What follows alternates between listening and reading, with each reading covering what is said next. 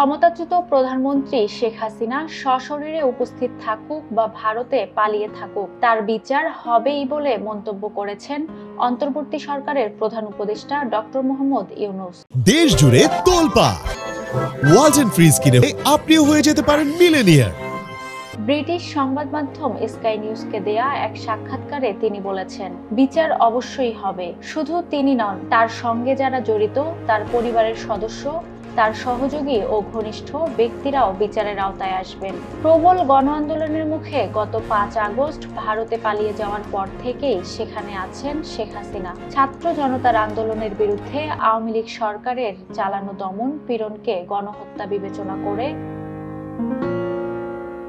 আন্তর্জাতিক অপরাধ ট্রাইব্যুনালে শেখ হাসিনা সহ তার সহযোগীদের বিচারের উদ্যোগ নিয়েছে অন্তর্বর্তী সরকার।